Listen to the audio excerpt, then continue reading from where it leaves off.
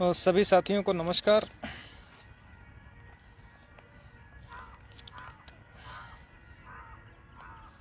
उदय भाई नमस्कार, संजय भैया नमस्कार, नवाब भाई नमस्कार।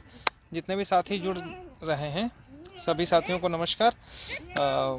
अगर संभव हो तो इसको लाइव को शेयर कर दीजिए सभी व्हाट्सएप ग्रुप में और फेसबुक में, ताकि क्योंकि बहुत दिन बाद आप लोगों के साथ मुलाकात हो रही है, तो मैं उम्मीद करता हूं कि ज़्यादा से ज़्यादा लोग जुड़ें, क्योंकि बहुत सारे फ़ोन कॉल्स मैसेज करते रहते हैं, तो सबका जवाब फ़ोन के माध्यम से या देना संभव नहीं है।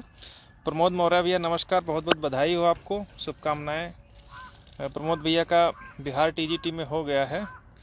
कम से कम इनको ने इस नर्क से जो हम लोग पिछले 4 साल से भोग रहे हैं उससे कुछ तो मुक्ति मिली होगी। आदित्य भाई नमस्कार, उदय भैया नमस्कार।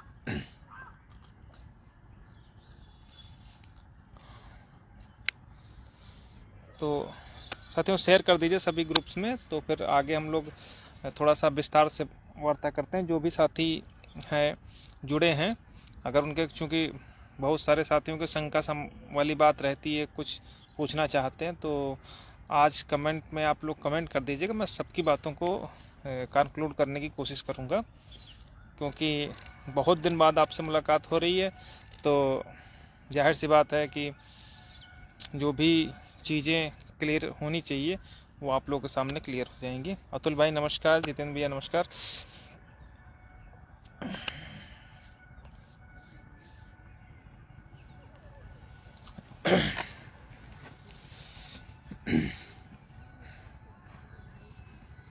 इसरार भाई नमस्कार, विकास भैया नमस्कार, संजय सूर्यवंशी भाई नमस्कार।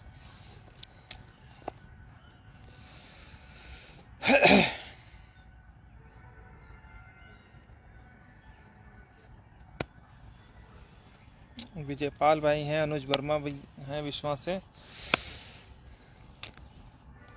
तो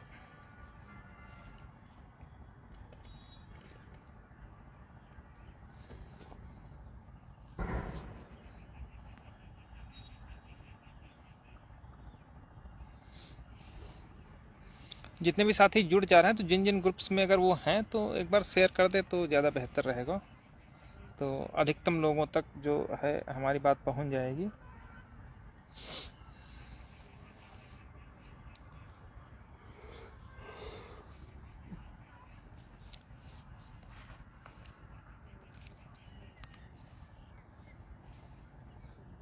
अतुल भाई कैसे हैं?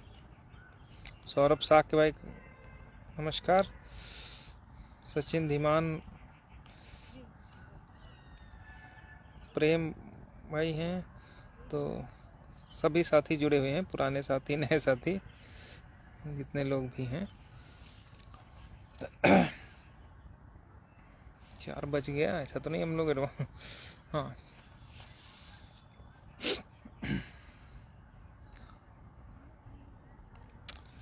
तो साथियों शुरू करते हैं कि अपनी जो बात है वो मैं आप लोगों के समक्ष कोशिश करता हूं कि जो चीज़ें हुई हैं अब तक उनको रखा जाए, लेकिन उससे पहले आज जो शुरुआत हुई तो मोस्टली लोगों ने देखा होगा कि जो इस प्रदेश के कहने को तो मुखिया हैं, लेकिन किस तरीके से बायस्ड हो कर के, किसी पूर्वाग्रह से ग्रसित हो कर के स्टेटमेंट दिए हैं 69,000 शिक्षक भर्ती पर, जिसकी लड़ाई हम लोग हर तरीके से लड़ते हुए चले आ रहे हैं। तो उस स्टेटमेंट को याद दिलाने का या बताने का मेरा सिर्फ इतना सा उद्देश्य है। कोई भाई एक कमेंट कर दीजिए, आवाज़ आ रही नहीं आ रही? ऐसा तो नहीं कि हम लोग बोलते ही जा रहे हैं आवाज़ ही नहीं आ रही हो। कोई भी एक साथ ही कमेंट कर दो। संतोष भैया नमस्कार, भानु भाई नमस्कार। उम्मीद करते हैं आवाज़ आ रही होगी। तो कोई भी एक साथ ही कमेंट कर दे अगर हो सके तो।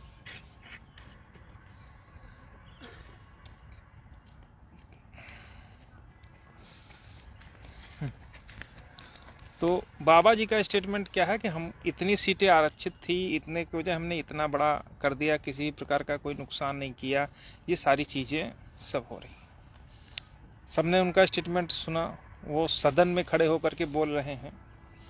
अभी तक तो हम लोग यही सोचते थे कि इनकी दुश्मनी केवल और केवल एक जाति विशेष के लोगों से है, एक वर्ग के, एक धर्म विशेष के लोगों से है।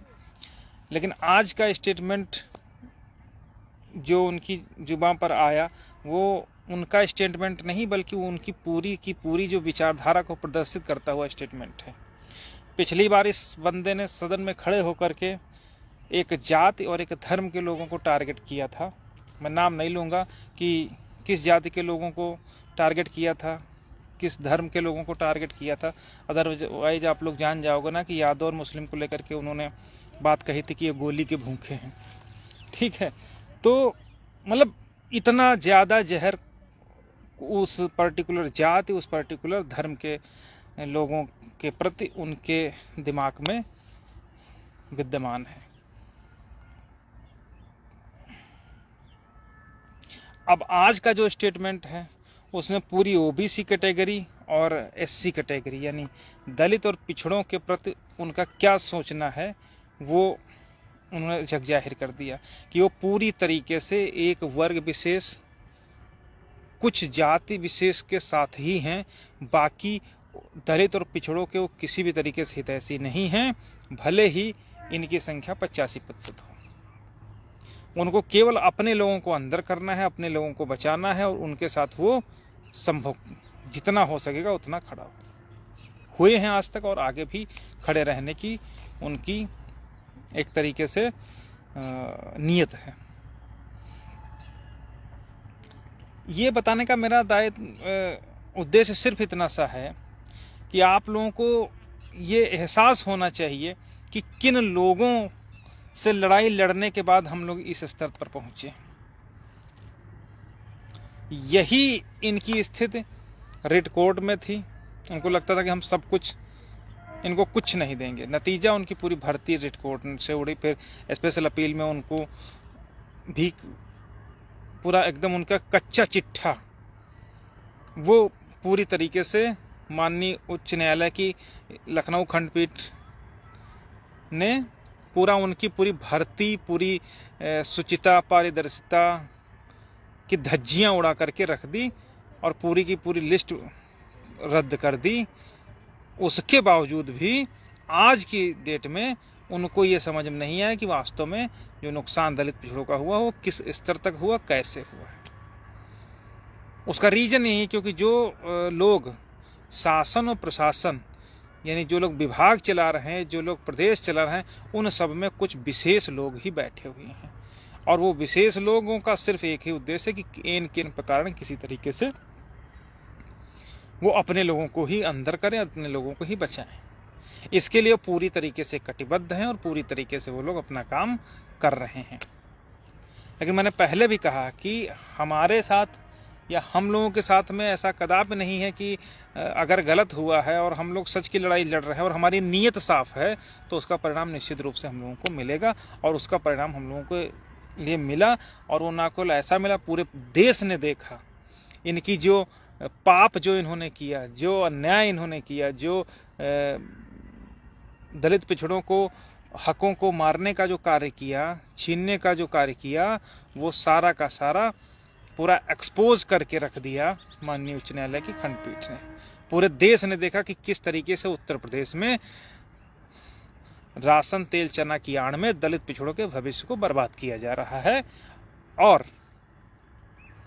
किस तरीके से उनके हकों की हकमारी की जा रही है। उनको हमारे गांव कस्बों में अब अक्सर लोगों ने सुना होगा कि जब किसी बच्चे का ध्यान मुख्य मुद्दों से हटाना हो तो उसको ढीला पैजामा पहना दो, अपना पैजामा ही संभालता रहेगा, बाकी के मुख्य मुद्दों से उसको खबर ही नहीं रहेगी। ठीक वही यहाँ पर सरकार कर रही है कि हमको मंदिर मस्जिद और धर्म इत्यादि मुद्दों पर उलझा करके और जो हमारी जिंदगी को मुख्य धारा में लाने वाले अधिकार हैं, चाहे वो आरक्षण हो, चाहे नौकरी हो, चाहे व्यापार हो, चाहे एजुकेशन हो, सबको पूरी तरीके से ध्वस्त करने का कार्य किया जा रहा है इस सरकार के द्वारा। लेकिन हम लोगों ने पहले दिन से ही ठान लिया था कि अगर गलत है तो उसके प्रति पूरी दमदारी से लड़ाई लड़ी जाएगी और हम लोगों ने लड़ा और उसका परिणाम सबके सामने। अपने बीच के बहुत सारे साथी ये विचलित होने लगते हैं कि सरकार क्या कर रही, सरकार तो अभी तुरंत पिटिशनर्स को दे देगी, सरकार ऐसा कर देगी, वैसा कर देगी, फलाना कर देगी, धमाका कर देगी। तो इस सरकार की नीयत दलित पिछड़ों के प्रति कितनी गंदी है, कैसी सोच है इनकी हम लोगों के प्रति, वो सदन में जो हमारे प्रदेश के मुखिया हैं उनकी आप बातचीत से अंदाजा लगा लीजिए कि कहां से कहां हम लोग लड़ाई लेकर के आए कि एक रेगिस्तान में पानी निकालने वाली बात हो गई। इसको ये आत्ममुग्धता में नहीं, आत्मश्लाघा में नहीं, बल्कि सच्चाई यही कि ऐसी स्थिति में जहां पर सब लोग उनके साथ हैं, चाहे वो जुडिशरी से लेकर के नौकरशाही तक हो, शासन प्रशासन हर चीज उन्हीं की है, वहां पर से हम लोग इतना बेहतरीन आदेश निकाल करके डिवीजन बेंच से माननीय सर्वोच्च न्यायालय में ले गए। ठीक है, और मेरा मन ऐसा ये कहता है कि इस जजमेंट में जिसको जो भी मिले, हमको मिले या किसी की नौकरी जाए या किसी की बचे, वो तो एक अलग विषय है, लेकिन मुझे ऐसा लग रहा है कि जो लड़ाई हम लोग लड़ रहे हैं, अगर थोड़ा सा भी न्यायपालिका थोड़ा सा भी, मैंने यहाँ भी कहा था, अगर थोड़ा सा भी तटस्थ रही और थोड़ा सा भी कहीं पर ये रहा कि हाँ न्याय है या समानता है, तो हर हालत में हम लोग मुकदमा जीतेंगे और उसी का परिणाम हुआ कि हम लोगों के फेवर में डिवीजन हुआ। यही चीज़ सर्वोच्च न्यायालय में भी होगी।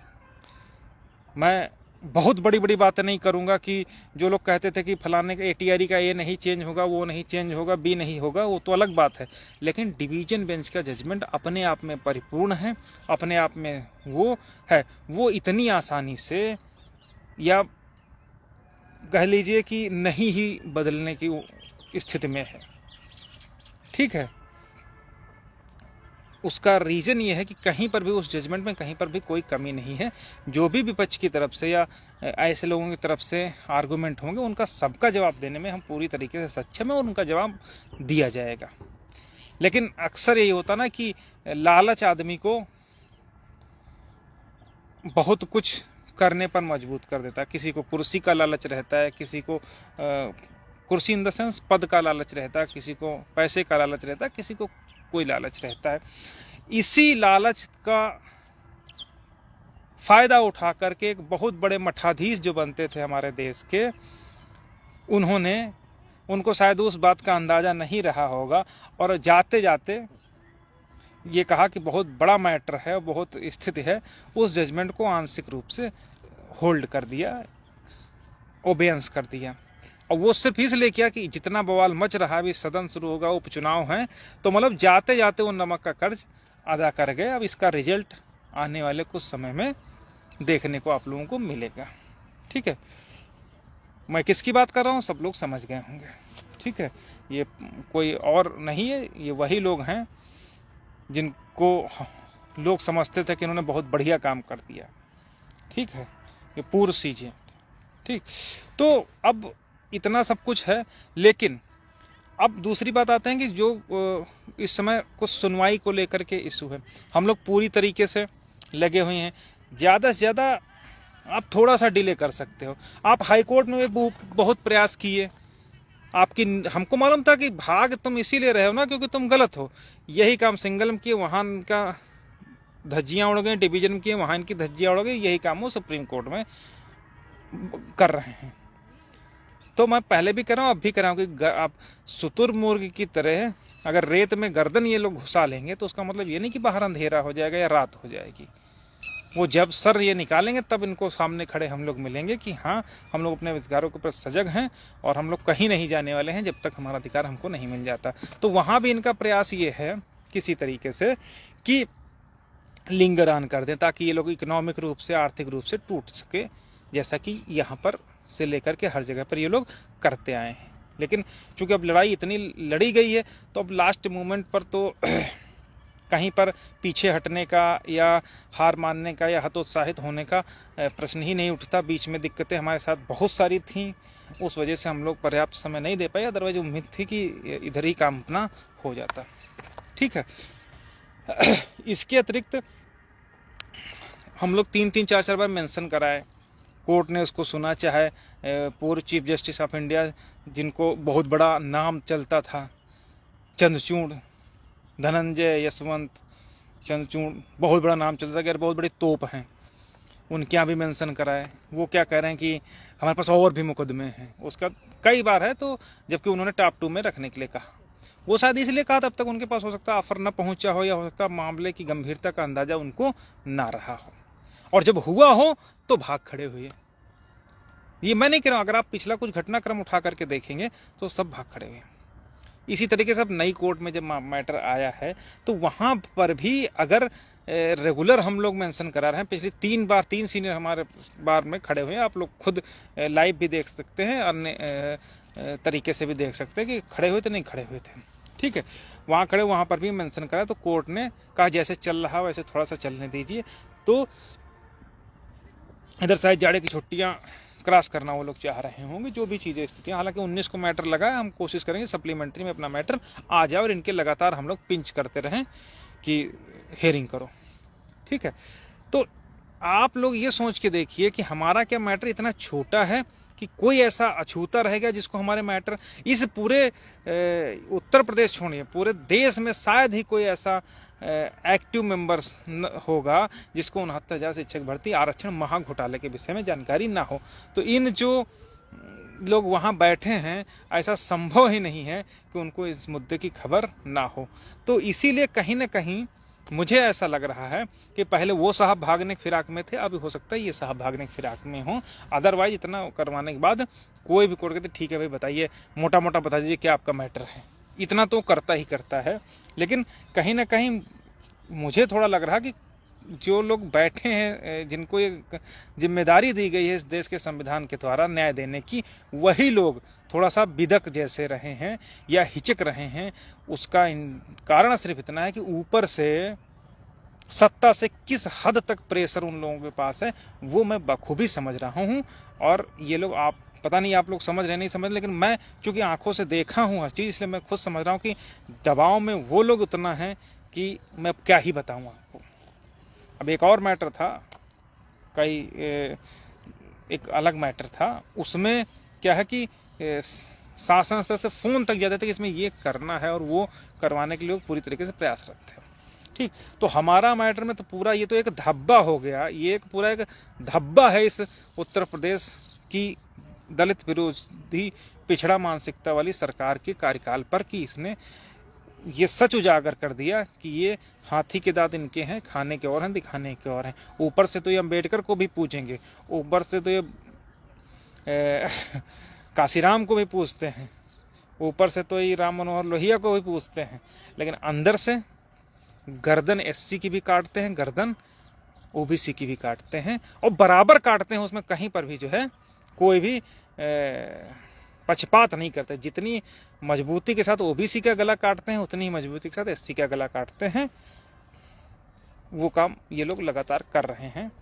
ठीक है, तो उस लेवल तक ये लोग पूरी तरीके से, इनका है कि किसी तरीके से इनकी जान बचे। लेकिन अगर इतना ही आसान रहता तो शायद हम लोग यहाँ तक पहुँचते ही नहीं। ठीक है, जो डिवीजन बेंच का जजमेंट आया है, इसको पलटने के लिए है या इसको काटने के लिए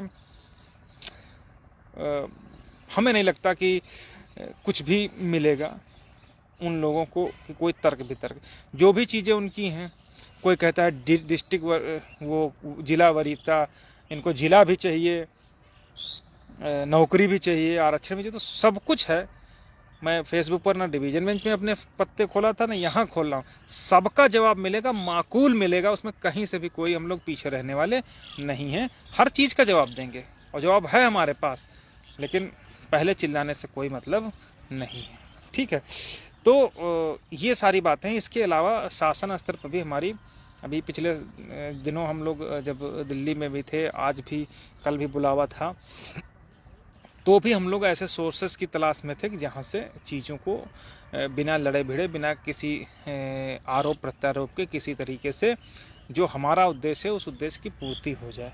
तो इसके लिए हम लोग लगातार लगे हुए हैं, बातचीत भी चल रही है, लेकिन उसमें कैसे क्या होगा वो अभी उसको चीज़ें, एक ब्लूप्रिंट जो उसका है वो अभी तक हम लोगों के सामने पूरी तरीके से खुल करके नहीं आ पाया है, इसलिए उस विषय में कहना कोई भी जल्दबाजी होगी। ठीक है, तो अभी तक हम लोग लगातार लगे हुए हैं, चाहे कोर्ट के स्तर पर हो, चाहे कोर्ट के स्तर से हो, बहस के स्तर से हो, अपनी तैयारियों के स्तर से हो, वो भी है। और अगर किसी तरीके से कोऑपरेट करके चीज़ों को काम हो सकता है तो उसके लिए भी हम लोग लगातार तैयार हैं, लगातार वार्ता कर रहे हैं और कोशिश ये कर रहे हैं कि जब अगली सुनवाई हो तो उसके दरमियान या उसके आसपास या उस समय या उसके बाद कुछ आपस में सबकी जान बच सके, ऐसा कुछ करने पर विचार किया जाए। तो उसके लिए भी हम लोग लगातार लगे रहे हैं। उसकी वो बात जब आगे बढ़ेगी या जो भी बातचीत होंगी, कुछ उसमें शर्तें ऐसी थी जो हम लोग थोड़ा सा झिझक गए, तो उन चीज़ों को हम लोग लगातार देख रहे हैं, उन पर जैसे आगे बातचीत होगी आप लोगों के सामने हम लोग रखेंगे।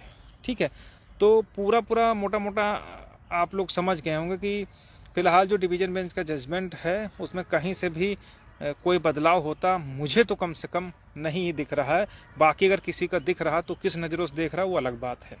ठीक है, बाकी जो सत्ता का दबाव हो, चाहे केंद्र से हो चाहे यहाँ से, वो पूरी तरीके से है। अब उससे कैसे, क्योंकि देखिए अगर हम सच के साथ हैं और किसी भी तरीके से, अब तो लाइव टेलीकास्ट होता है, ठीक है, तो दुनिया देखेगी अगर कुछ किसी भी तरीके का कोई हम लोगों के साथ उसका प्रयास करने, गलत करने का प्रयास करता है, क्योंकि जो चीज़ें फैक्ट्स हैं, जो चीज़ें अकॉर्डेंस विद लॉ हैं, जो चीज़ें संवैधानिक सिद्धांतों के अनुकूल हैं या उनके अनुसार हैं, उनको किसी को पलटने के लिए इतना आसान नहीं रहने वाला है। तो इन चीज़ों को भी हम लोग लगातार ध्यान में रख रहे हैं।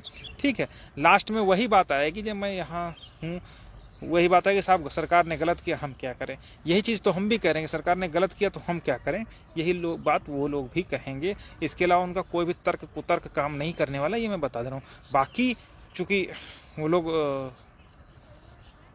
नौकरी कर रहे हैं, सैलरी उठा रहे हैं, तो अपने जीविकोपार्जन के लिए अपना खुद को किसी तरीके से वो चाहे जैसा बता दे, लेकिन मैं जानता हूं कि उनके लिए कुछ भी बहुत ज़्यादा कुछ होने वाला नहीं है सिवाय मर्सी के।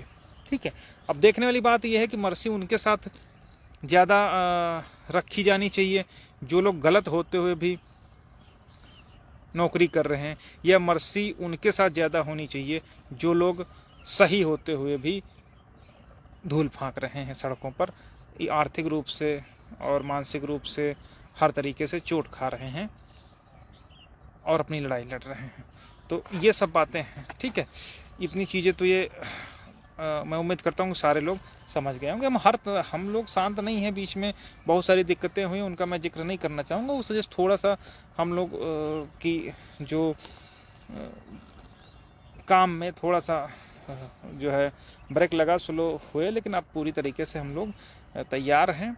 19 का प्रयास है, अगर नहीं होता तो फिर नए साल में तो 100% जल्द से जल्द डिसाइड हो ही जाएगा। नहीं होगा तो रोज़ खड़े होकर के, मुंह खड़ा होकर के लेके खड़े होंगे कि साहब इसको सुनिए, तो सुनेंगे? नहीं सुनेंगे, मेरिट सुनेंगे, सुनना तो पड़ेगा ही, भाग नहीं पाएंगे। क्यों वो बिदक रहे हैं, वो तो मैं समझ रहा हूँ कि उतना प्रेशर है तो थोड़ा सा भागना तो चाहेगा, हर व्यक्ति भागना चाहेगा।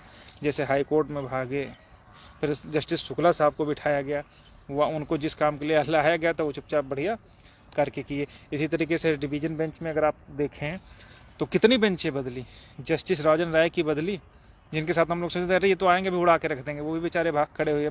फिर विवेक चौधरी साहब आए, वो भी भाग खड़े हुए। ठीक है, कई लोग आए, चीफ साहब भी 1-2 बार आए, ठीक है, वो भी किनारे हो गए। तो आप लोग समझना होगा कि ये उतना मैटर जितना लोग समझते हैं कि बस हो जाए, ये सबके संज्ञान में, सब लोगों को पता है कि पूरा देश इस पर नजर गड़ाए बैठा है कि आखिर किस तरीके से दलित पिछड़ों को न्याय मिलता है, ये देखने वाली बात है। ठीक है, तो वहाँ पर भी हम लोग पूरी तरीके से काम कर रहे हैं। जो केस की स्थिति है वो तो हम लोग पूरी तरीके से मजबूत हैं। ठीक, इसके अलावा जो अन्य बातें हो रही हैं उन पर हम लोग तैयारी कर रहे हैं। उनमें जिस तरीके का निष्कर्ष निकलेगा तो हम लोग लखनऊ में मीटिंग बुला करके आप लोगों की बात सामने रखी जाएगी। अगर कुछ सब सही रहेगा तो उन चीज़ों पर आगे बढ़ने का प्रयास किया जाएगा जिसमें सभी की सहमति होगी, क्योंकि वो चीज़ अकेले मेरे करने भर से नहीं होने वाली है। ठीक है, तो ये सारी बातें हैं।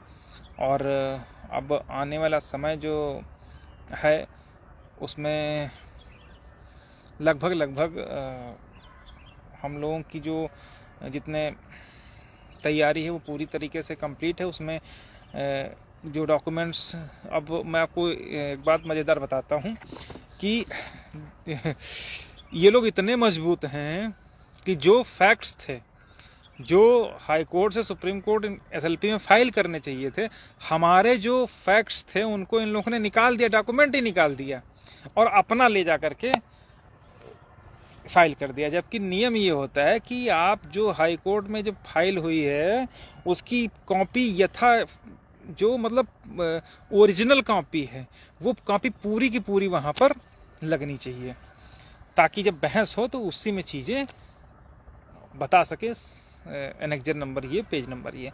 इन लोगों ने क्या किया, जो भी हमारे चीज़ की फेवरेबल चीज़ें थी उन चीज़ों को वहाँ पर फाइलिंग ही नहीं करी, वो सब कागज़ निकाल दिए गए। ठीक है, उसको भी हम लोगों ने एप्लीकेशन और के साथ में फाइल करवा दिया है। तो अब अगर वो लोग इतने मजबूत होते, इतने सब कुछ था, तो हमारे चीज़ जो डॉक्यूमेंट से जो चीज़ें थी उनको हटाया नहीं ही जाता, बल्कि उन पर बहस करवाने की कोशिश करते हैं। ठीक है, बाकी जो सबसे बड़ा गलत काम किया है वो मठाधीश साहब ने किया। उनको वो आए तो पूरे इस भौकाल के साथ आए कि 2 दिन बाद आओ, 7 पेज का रिटर्न सबमिशन दो, अभी हम तोप मारे दे रहे हैं। और जब उनको पता चला कि क्या होना है तो बेचारे सरेंडर कर गए। ठीक है, लेकिन हम लोग तो समझ ही रहे हैं, देश समझ रहा है, जनता समझ रही कि आखिर तुम क्यों भाग खड़े हुए। कल को आप तलवार लेकर के आओ, कहो तो अभी हम इनको सबको उड़ा देंगे, जैसा कि आपने कहा कि हफ्ते भर में आओ, और टॉप 2 में लगा दिया। और उसके बाद जब पता चला कि इसमें किसको देना पड़ेगा, किसका नुकसान होगा, तो आप भाग खड़े हुए, आप गुस्सा दिखा रहे हो कि हमारे पास और भी केसेज हैं। तो ये सब चीज़ें इस देश में इस समय वर्तमान स्थिति में कितनी दुखद स्थिति से देश गुजर रहा है, दलित पिछड़े गुजर रहे हैं, न्यायपालिका गुजर रही है, और सोचने वाली बात है। जिसको कभी कहा कि देश में अघोषित आपातकाल है, तो ये अघोषित आपातकाल ही है, जहाँ पर न्यायपालिका ये प्रेशराइज है कि ये कौन सा केस सुना जाए, कब सुना जाए, कितनी जल्दी सुना जाए, वो नहीं समझ पा रही। तो अब इससे ज़्यादा क्या कहा जाए, लेकिन अभी तक चूंकि हम लोग लड़ाई लड़े हैं तो अब इसको अधूरे में या कहीं से कमतर तो करने नहीं देंगे, पूरी दमदारी के साथ लड़ाई लड़ी जाएगी और कोई नहीं भाग पाएगा, यकीन मानिए। ना जुडिशरी भाग पाएगी, ना विपक्ष भाग पाएगा, ना सरकार भाग पाएगी। ठीक है, और सरकार तो हमेशा जब पिछली डेट पर जस्टिस चंद्रचूड़ के यहाँ सुनवाई हो रही थी तो सरकार की ही बदतमीजी की वजह से कुछ चीज़ें जो नहीं होनी थी वो हुई। क्योंकि उन्होंने पहले तो उसने कहा कि हम कल ही ये सारा काम कर देंगे लिस्ट रिवाइज करके, तो मजबूरी थी कि साहब ये कल कर देंगे तो हम परसों कहाँ जाएंगे। तो ये सब बातें थी, लेकिन कोई दिक्कत नहीं है। बकरे की अम्मा कब तक खैर मनाएगी, हलाल तो होना ही होना है। बचेंगे एक ही शर्त पर, जब हमारी थाली खींच करके कुछ लोगों को दे दी गई है वो हमको जब तक वापस नहीं हो जाती। ठीक है, तो ये सारी बातें हैं। बाकी अगर किसी भाई का कुछ प्रश्न अगर हो तो कमेंट कर दे, तो मैं उसकी बात को भी बताने की कोशिश करूँगा।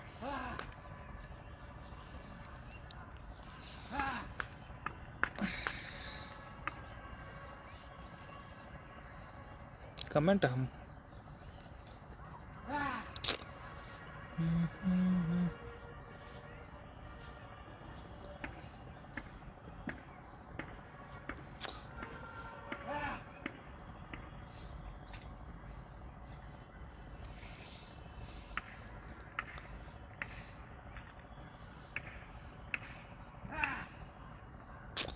तो कमेंट हमको पता नहीं दिखाई नहीं पड़ रहे हैं कि आ ही नहीं रहे हैं। ठीक है, तो ठीक है साथियों, किसी को विचलित होने की आवश्यकता नहीं। मैं कोशिश करता हूं कि 19 तारीख की सप्लीमेंट्री में अपना मैटर आ जाए। ठीक है, और बाकी एक बिंदु और रह गया है कि कुछ साथी कहते हैं कि देखिए अब यहाँ पर क्या है कि कुछ ऐसे लोग भी हैं जो समाज का चोला धारण किए हुए हैं, बट वो उस लायक नहीं है कि कुछ कर सके। ठीक है, तो कौन क्या कहता है उससे नहीं फर्क पड़ता, लेकिन आप लोगों ने देखा और देख रहे हैं कि किसने रिजल्ट दिया, कैसे दिया। तो जहाँ इन सब चीज़ों को मैं नोटिस नहीं करता हूँ। ठीक है, अभी तक जिस स्थिति में हम लोग आए हैं, उम्मीद तो यही है कि अगर सब कुछ सही रहा, अगर थोड़ा सा भी 10% भी न्यायपालिका तटस्थ रही, पर आराम मतलब एक तरीके से 100% पक्षधर नहीं रही, तो निश्चित रूप से हम लोगों को न्याय मिलेगा, चाहे वो पिटिशनर एक्कोमोडेशन के रूप में हो, चाहे किसी भी रूप में हो। उसके विषय में मैं नहीं कहूँगा, लेकिन इतना ज़रूर है कि हमको अवॉइड कर देना या हमको छोड़ देना यह इतना आसान नहीं रहने वाला है, किसी के लिए भी, ना सरकार के लिए भी, ना साहब के लिए भी। ठीक है, तो बस इतना सा ही। अगर कुछ होता है तो हम आप लोगों को सूचना देंगे। बाकी 19 का सप्लीमेंट्री कल आ जाएगी, मूव कर दिया है लेटर, उम्मीद है कि छप जाएगा। अगर छपता है 19 तारीख के लिए, तो उस दिन में हम लोग मेंशन कराएंगे और कहेंगे साहब इसको आज ही सुन लो। जब आज नहीं तो आफ्टर जाड़े की छुट्टियां, तो वो कोशिश करेंगे टाइम फिक्स करके शुरू करें। लेकिन भागेंगे कब तक? भागना कोई किसी चीज़ का विकल्प नहीं है। लेकिन आप खुद सोचिए कि जब इतने बड़े मैटर्स हैं, तो ऐसा तो संभव है ही नहीं कि किसी जज को इन सब के विषय में पता ना हो। तो हो सकता है वो भी सोच रहे हो कि भैया जब तक इससे जान बची रहे तब तक भागते रहो। ये चीज़ें हैं, लेकिन किसी न किसी को तो डिसाइड करने पड़ेगा, और उम्मीद है जो वर्तमान कोर्ट है इसी से अपना काम हो जाने की उम्मीद है। ठीक है, बहुत बहुत धन्यवाद।